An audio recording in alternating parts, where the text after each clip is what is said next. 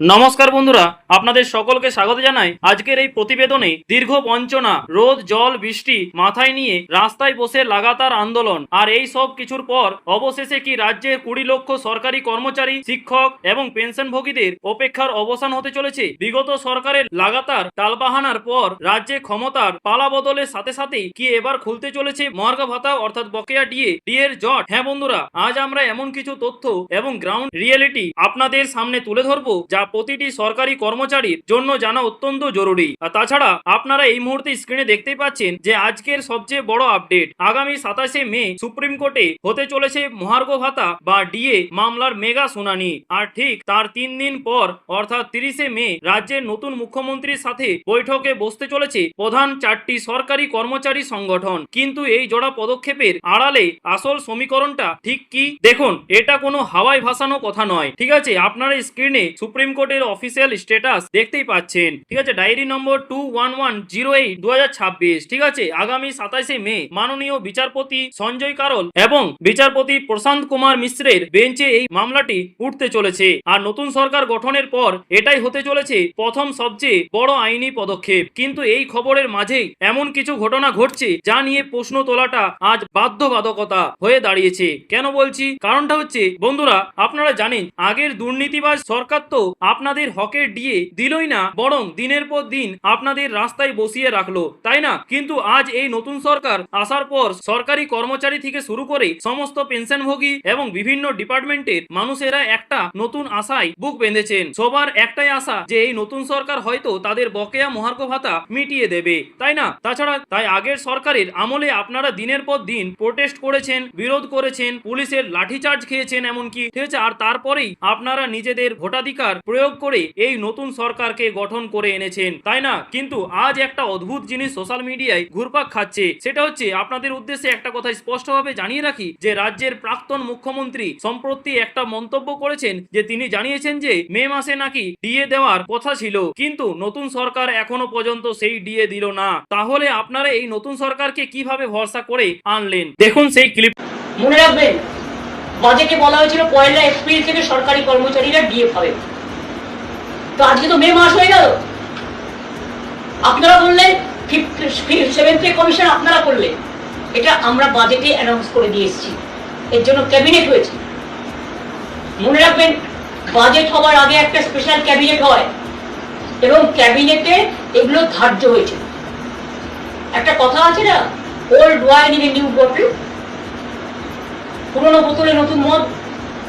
যদিও কথাটা শুনতে ভালো লাগে না, তো আপনারা কি করছেন? আমাদেরই পড়ে যাওয়া জিনিসগুলো অপব্যাখ্যা করছেন, নানা রকম নাম দিচ্ছেন। রেশন পাবে না, বিয়ের ভাতা পাবে না, মিড ডে মিল পাবে না, কেউ ঘর থেকে বেরোবে না, 3বার পেট্রোল ডিজেলের দাম বাড়ালেন পরপর। এটা আপনাদের অবশ্য প্রতিবারই আপনারা করেন। তো মানুষ বাইক চালাবে না, মানুষ স্কুটার চালাবে না, মানুষ গাড়ি চালাবে না, মানুষ বাসে উঠবে না। তো চ্যারিটি বিগিনস এট হোম। মাননীয় প্রধানমন্ত্রী স্বনির্বেদন করে আপনাকে বলছি। সো বন্ধুরা, ভিডিওটা দেখলেন তো? এবার আমার কিছু সোজা সাপটা প্রশ্ন আছে, যেটা হচ্ছে আজ যখন উনি বিরোধী আসনে বসেছেন তখন সরকারি কর্মচারীদের জন্য ওনার খুব দরদ উথলে পড়ছে, তাই না? প্রাক্তন মুখ্যমন্ত্রীকে আজ রাজ্যের লক্ষ লক্ষ মানুষ প্রশ্ন করতে চায় যে আপনি যখন নবান্নের গদিতে বসেছিলেন, যখন ক্ষমতা আপনার হাতে ছিল, তখন কেন আপনি এই ডিএ মেটাতে পারেননি? আপনাদের কি এমন সমস্যা ছিল যে ডিএ সংক্রান্ত এই জট মেটানো হয়নি? কেননা আপনাদের দুর্নীতিবাজ সরকার কেন দিনের পর দিন সরকারি কর্মচারী থেকে শুরু করে যৌথ মঞ্চকে রাস্তায় নামতে বাধ্য করেছিল? কেন তাদের ন্যায্য অধিকার থেকে বঞ্চিত করে কোর্টের পর কোর্ট ঘুরিয়ে কোটি কোটি টাকা খরচ করা হয়েছিল? আর আজ ক্ষমতা হারানোর পর আপনারা বড় বড় কথা বলছেন। আর তাছাড়া রাজ্যের মানুষ এবং বুদ্ধিমান সরকারি কর্মচারীরা এই রাজনীতিটা খুব ভালো করেই কিন্তু বোঝেন, মানে বুঝতেই পারছেন কতটা প্রতারণা ওনারা করেছেন, আপনারা সেটা বুঝতেই পারছেন। তাছাড়া এই যে ক্লিপটা আপনাদের সামনে তুলে ধরলাম, করলাম সেই নিয়ে আপনাদের কি মতামত অবশ্যই কিন্তু কমেন্ট বক্সে জানাতে ভুলবেন না, এবং আপনাদের যদি কোনো আক্রোশ কিংবা কোনো প্রশ্ন থাকে সেটাও কিন্তু জানাবেন। আসুন এবার গ্রাউন্ড রিয়েলিটিতে ফেরা যাক। দেখুন, আমরা যদি একটু পেছনের দিকে তাকাই তো গত 5ই ফেব্রুয়ারি 2026 সালে সুপ্রিম কোর্ট একটা যুগান্তকারী রায় দিয়েছিল। মামলা নম্বর 2026 INSC 123। সুপ্রিম কোর্ট স্পষ্ট ভাষায় জানিয়ে দিয়েছিল যে ডিএ কোনো দয়ার দান নয়, এটি কর্মীদের আইনি অধিকার। বিচারপতি সঞ্জয় করল এবং প্রশান্ত কুমার মিশ্রের ডিভিশন বেঞ্চ 2008 থেকে 2019 সাল পর্যন্ত বকেয়া ডিএর 25% দ্রুত মিটিয়ে দেওয়ার নির্দেশ দিয়েছিল। শুধু তাই নয়, এই বকেয়া মেটানোর জন্য অবসরপ্রাপ্ত বিচারপতি ইন্দু মালহোত্রার নেতৃত্বে একটি হাই লেভেল মনিটরিং কমিটিও কিন্তু গঠন করা হয়। নিয়ম অনুযায়ী প্রথম কিস্তির টাকা 31শে মার্চ 2026 এর মধ্যেই কিন্তু দেওয়ার কথা ছিল, কিন্তু কি হলো তারপর, তাই না? সেই পুরনো সরকারের টালবাহানা, রাজ্য সরকার আদালতের কাছে বাড়তি সময় চেয়ে আবেদন করে আর পুরো বিষয়টা আটকে যায় আইনি জটে। এরপর কিন্তু 4 মে রাজ্যে বিধানসভা নির্বাচনের ফলাফল ঘোষণা হয়। রাজ্যে ক্ষমতার পালাবদল ঘটে। আসলে 4 মেতেই এই মামলার শুনানি হওয়ার কথা ছিল, কিন্তু নির্বাচনের আবহে তা সম্ভব হয়নি। এখন সেই মামলা এক সন্ধিক্ষণে এসে দাঁড়িয়েছে। সুপ্রিম কোর্ট আগামী 27শে মে নতুন তারিখ ধার্য করেছে, কেননা আগামী 27শে মে সুপ্রিম কোর্টে যে শুনানি হতে যাচ্ছে সেটি নতুন রাজ্য সরকারের অধীনে প্রথম আইনি পদক্ষেপ। ইতিমধ্যেই মনিটরিং কমিটি এবং রাজ্য সরকার তাদের নিজ নিজ রিপোর্ট জমা দিয়েছে। এই শুনানির পরেই কিন্তু নতুন সরকারের অবস্থান সম্পর্কে একটা পরিষ্কার ধারণা পাওয়া যাবে। সরকার কি আগের মতোই টালবাহানা করবে নাকি দ্রুত বকেয়া মেটানোর সদিচ্ছা দেখাবে? তবে এবার শুধু আইনি লড়াই নয়, আলোচনার পথও কিন্তু খোলা হচ্ছে। যে 27 তারিখের শুনানির ঠিক 3 দিন পর অর্থাৎ 30শে মে রাজ্যে নতুন মুখ্যমন্ত্রী ডিএ আন্দোলনের সাথে যুক্ত প্রধান 4টি সংগঠনের প্রতিনিধিদের সাথে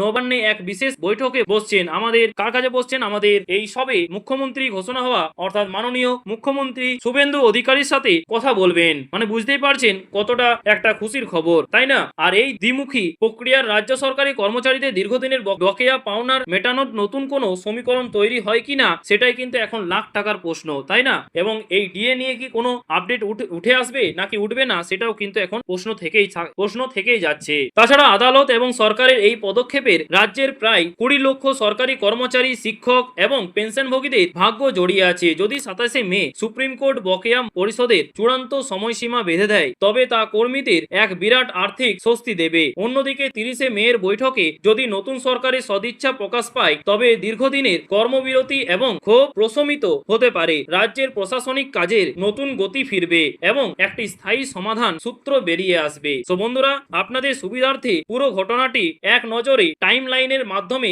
মিলিয়ে নিন। দেখুন, এক হচ্ছে যে 5 ফেব্রুয়ারি 2026 সুপ্রিম কোর্টের ঐতিহাসিক রায় এবং ইন্দু মালহোত্রা কমিটি গঠন, আর 4 মে 2026 রাজ্যে নতুন সরকার গঠন, আর 3 নম্বর হচ্ছে যে 27শে মে 2026 অর্থাৎ সুপ্রিম কোর্টে বকেয়া ডিএ মামলার মেগা শুনানি। এটা কিন্তু খুবই গুরুত্বপূর্ণ হতে চলেছে। সেখানে কি রায় আসে সেটাই কিন্তু আমাদের এখন দেখার বিষয়। এবং 30শে মে 2026 মুখ্যমন্ত্রীর সাথে কর্মচারী সংগঠনগুলির বিশেষ বৈঠক। এখন দেখার বিষয় একটাই যে এই নতুন সরকার কি পারবে সরকারি কর্মচারীদের মুখে হাসি ফোটাতে, নাকি আবারও সেই তারিখের পর তারিখ জুটবে। প্রাক্তন মুখ্যমন্ত্রীর করা মন্তব্য নিয়ে আপনাদের কি মত, এবং সত্যিই কি আগের সরকার সদিচ্ছা দেখালে আজ এই পরিস্থিতি তৈরি হতো? আপনাদের মূল্যবান মতামত অবশ্যই কিন্তু কমেন্ট বক্সে জানাতে ভুলবেন না এবং অবশ্যই লিখে জানাবেন, ঠিক আছে? এবং ডিএ মামলার 27 তারিখে শুনানির প্রতি মুহূর্তের এক্সক্লুসিভ আপডেট এবং বিস্তারিত তথ্য এবং 30 তারিখে নবান্নের বৈঠকের ইনসাইড খবর সবার আগে পেতে অবশ্যই কিন্তু চোখ রাখুন আমাদের চ্যানেলে। এবং সত্যের সাথে এবং গ্রাউন্ড রিয়েলিটির সাথে